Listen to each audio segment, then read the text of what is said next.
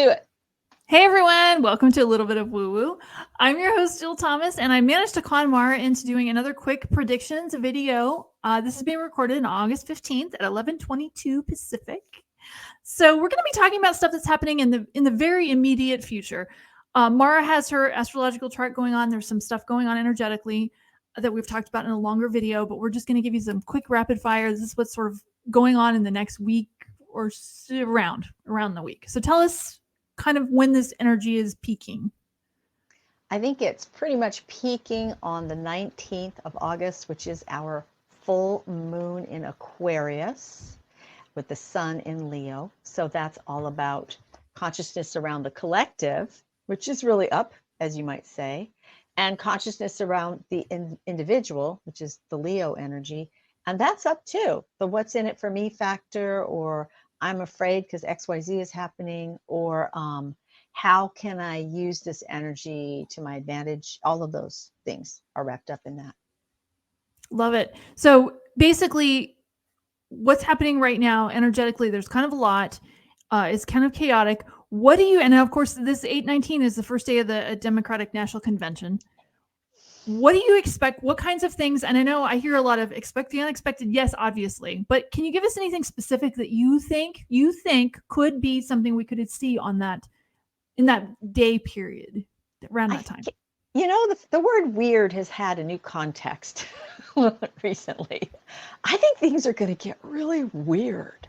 I think we're going to get some weird weird statements, bald-faced lies that are thrown out like verbal hand grenades, and they explode and try to disrupt what could be a pretty freaking awesome discourse.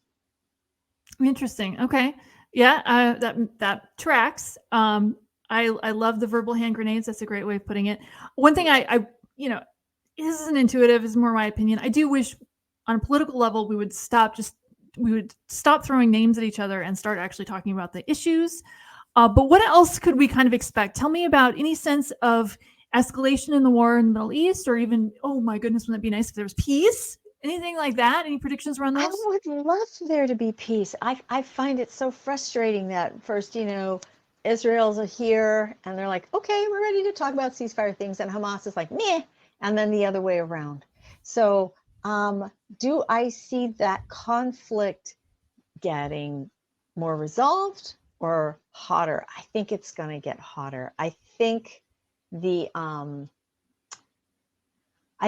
will get hotter up until Sunday. And then I think we'll see protests like directly in front and probably coordinated around the country, possibly regarding, free Palestine and stop bombing Gaza, and then all the anti-Semitic stuff that's been going on. I think we're going to see a big activation of that, especially since college campuses are opening again. Oh, that's right. Yeah. So I think we're going to see a big activation of that since the war energy is really up. But I'm wondering if my sense is that the actions of the big players in this, literally the countries, they may hold off until either key moments during the convention or right afterward.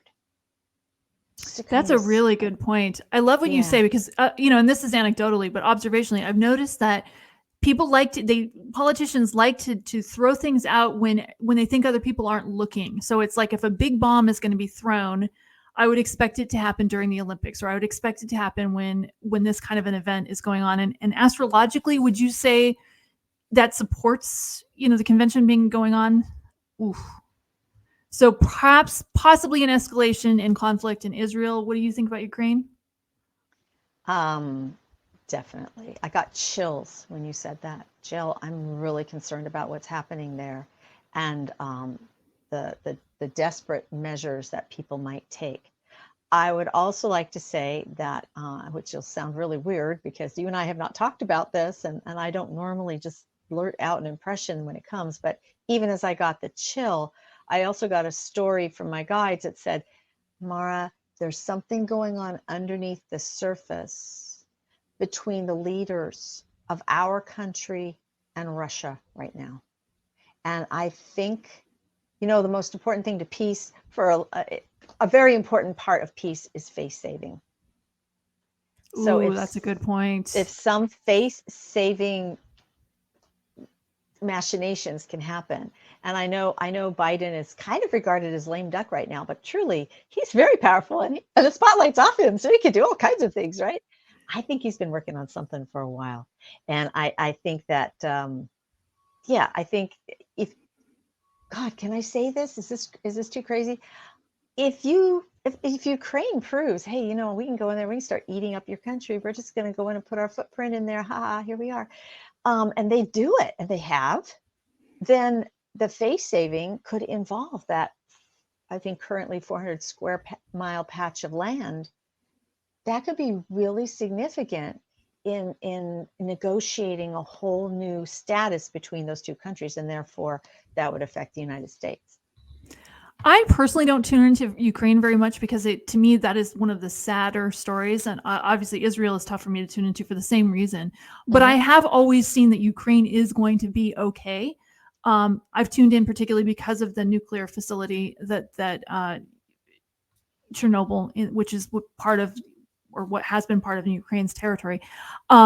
I do see it being okay. I like what you're saying, because I have seen it. It has been sort of a quick end to that conflict. I also saw a similar quick end to the Israel conflict. And I love what you described, because I've seen it the same way. Behind closed doors, all these conversations. How can we make it look like, you know, we won, and make it look like they both win somehow? And there's people trying to figure out, and that part of the story we're never going to hear. We're never going to hear. It doesn't matter. And it doesn't matter. It doesn't matter. You know, Love it. We can look at the recent hostage trade as a test drive. As they floated a balloon, will this work? Can we make this happen? Will people not kill each other in the interim? So I think that we'll have some sort of movement on all of this, both in the Ukraine situation and the Israel situation, and the Mideast, I should say, the Mideast situation. I think we're going to see some movement on this. It feels like it's going to happen after the convention, because it'll help stomp on all the, like I said in another video, all the mud that other people are going to throw on the wall. It'll help kind of like power blast that right off the wall. But also because on the 18th, day before the convention starts, Mercury is cazimi, meaning that it is merged with the sun. It's a conjunction with the sun, and that's the day that very powerful messages come through. That might be an excellent communication day between the parties that we're talking about. Ooh, because that's what I was seeing. I love that you brought that up. I was seeing them talking, but then we wouldn't necessarily see the results right away. No, those things. Yeah, we wouldn't see it, because they have to move slowly. They have to put it into place. Okay, so we're gonna stage this kind of a thing, and we're gonna have that look, and it's gonna make it look this way, and we're gonna do it on the 26th. Is okay with you, right? I mean, I can see them having. Yeah, that work. Yeah. Oh, I got a spa day on the 25th. So yeah, 26th is good. I mean, I can see them having those kinds of conversations, and we'll never hear anything about it. Never hear anything about it. On the full moon, we have it. Oh, I'm sorry. Go ahead. Oh, no, go ahead. Go ahead. Tell. Okay. On the full moon, and we're going over the time we said we're going to do, but whatever. On the full moon, we have a thing called the finger of God. It's a yod. And that means there's an acute angle pointing at the sun, and the two planets at the base of this angle are what's being negotiated, what's supporting the focus that's at the top. So the sun's at the top, the sun in Leo, the ego, right? The here's how I look to the world.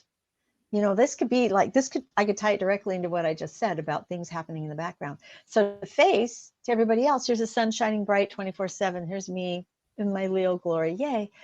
But at the base, we have Pluto and Neptune connected. And Pluto is the world changer, the world breaker. And Neptune is this huge aspect of spirituality and connecting to the higher realms. And they're both dancing around Aquarius and Pisces, which are the last two signs of the zodiac. They're all about the human collective, the change, and then just release, total, like no boundaries, like anything's possible. So it feels like incredible shifts that you couldn't expect, because Neptune's Uranus is in other T-squares and things. things that you would never expect would happen, those could happen. And that could be really next week. Love it. So last question, stock market. Any thoughts? Any feelings on that? You in the stock market. I never go there. I'm always surprised when I see what the numbers are. I'm always so surprised. I'm like, oh, really? It's doing that. Oh, really? It's doing that. Okay, the stock market is being poked at like a toy. It goes up and down, up and down, up and down, up and down. It doesn't really relate to the truth. Totally agree with you on that one. I am not an expert. No, you gave a very expert advice on that. That was very wise. Yeah. So it's like, if you're in for the long game, then good. You should be in for the long game, because the short game is going to be way too stressful. This is for entertainment purposes only. Neither one of us are stock portfolio managers. No. If you need one of those, get one of those. But that is very sensible advice. That's exactly what I'm saying too. I think, if you want to play with money here, I think I wouldn't be making any big expenditures right now. Till when? Wouldn't do it. I don't have a win. Let's wait until at least Mercury's out of retrograde, which is August 28. And then you might even want to wait till, believe it or not, the date September 11, because that's when Mercury exits its shadow. So we're finally into some new territory, and damn, don't we want to? This has been plowed under and dug up and flooded and ugh. Well, at least you guys are going to remember the date. That'll be easy to remember. September 11th would be pretty easy to remember. Yeah. Okay, so Mara. One more thing about stocks. And again, I'm not an advisor. All right.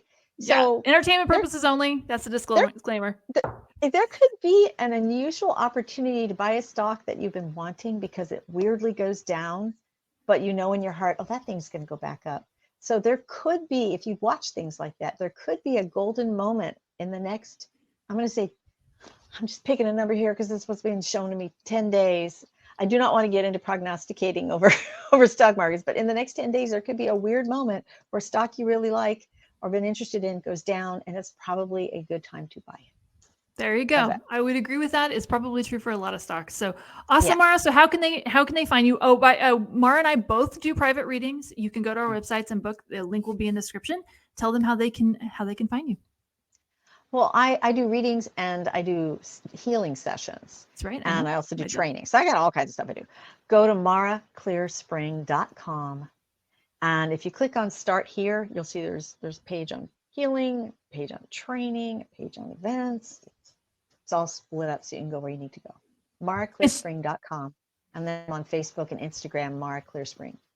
And I will say, Mara's got this amazing newsletter, the Shamanic Weather newsletter. I pretend that I read tomorrow. I pretend that I read all my friends' newsletters, but yours is the one I actually read. Okay. So anyway. Wow. Thanks. Okay, guys. So have a great week. On that note, it's going to be great. For most of you guys, it's going to be just fine. On that note, we'll see you next time. Bye. Bye. Bye-bye.